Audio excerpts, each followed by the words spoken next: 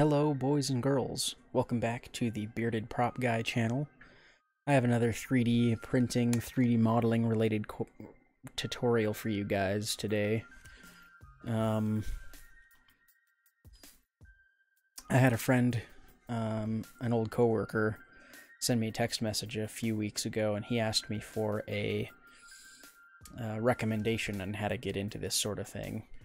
And I thought I would do a video mostly for him, but I figured plenty of people probably had a similar question. What I wanted to do is show you guys how to take a 3D model from your modeling software, in this case Fusion 360, and export it and get it ready for printing. So what that takes is you have to have a slicing software to export your file to, because this program will output an STL file, and 3D printers, most of them anyway, can't understand STLs, and so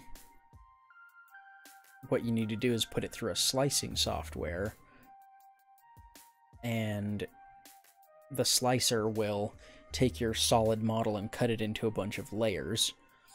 And there are tons of settings that you can tweak in that kind of tell your printer how fast to print, how dense you want it, what support structure you want on the inside of the model, supports if there's a part that's overhanging, like a bridge type shape.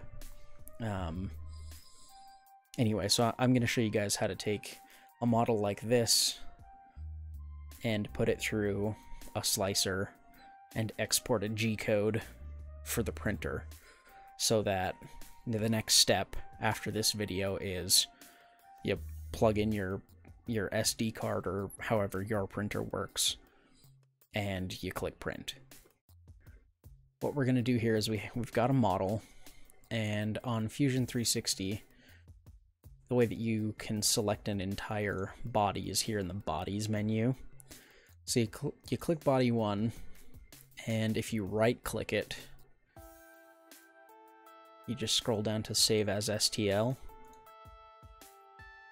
I believe all of this stuff is default still. I might have changed this to high, but for a model this simple, I don't necessarily think that that's obligatory. I don't think you have to do that, but I like printing things nicely. Okay, so I'm gonna go ahead and send it to my desktop. We'll call it Batarang. Go to the desktop, save it. Alright. Now, what you want to do is open up your slicer, and there are tons of these, lots of them are free. The one that I like to use for my printer is called Slicer Prusa Edition. I like how no nonsense it is. It's got lots of settings that you can tweak, like your layer heights and things, infill, your support material. If you have multiple extruders, you can get that all sorted out here, but anyway, that's all for another video. So what you do in Slicer is you need to add your STL file to the build plate. So I'm going to click add, and I'm going to find my desktop. I'm going to find Batarang, open. And so here is my 3D object. I looked at this file earlier, and I'm not sure why my computer did this, but it added these little weird webbed areas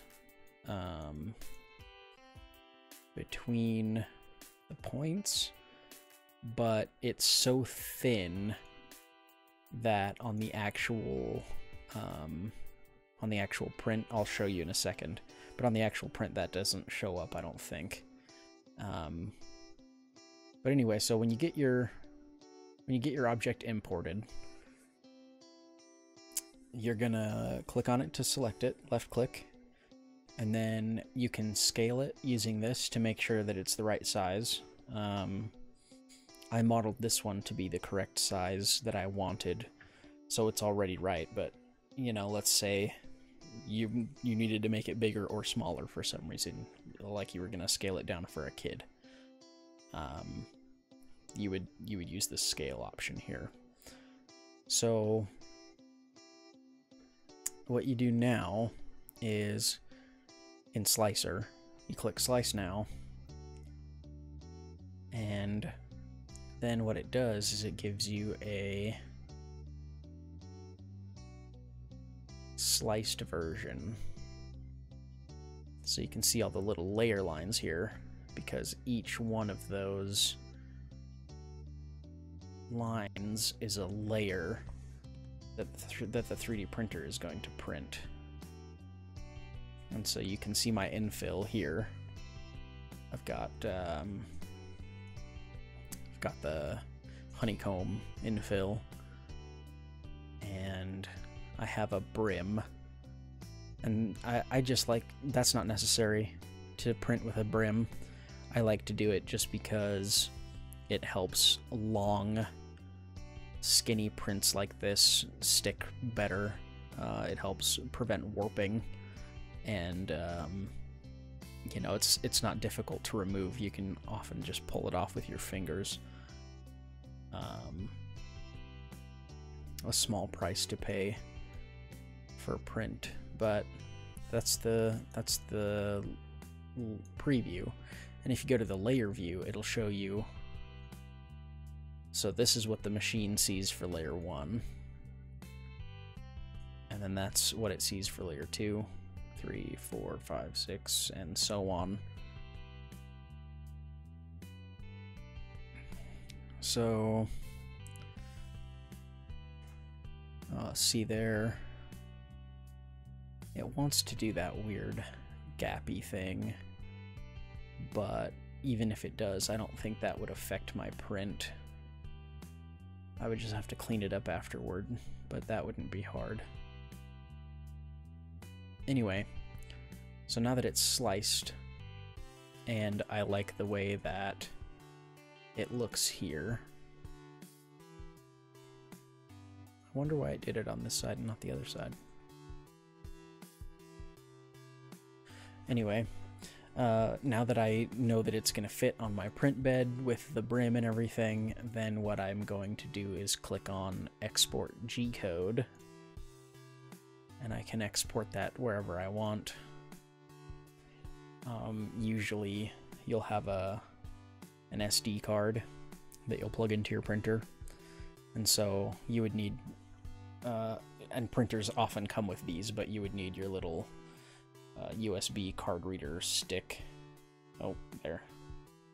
And you just plug that in, and then all you need to do is plug your G-code into your printer, and wait your hour and 22 minutes there, and then you've got a Batarang. Hey guys, thanks for watching. I know that was a quick video, but I aim to give helpful advice, and I feel like this was a topic that absolutely should have been addressed. If you guys have any questions, feel free to leave them in the comment section below. If you want to see more stuff like this, like, comment, subscribe.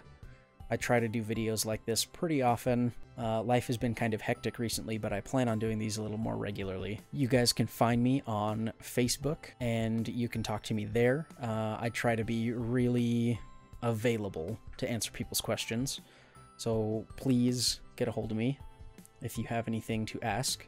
I'm the Bearded Prop Guy, and I'll see you in the next video.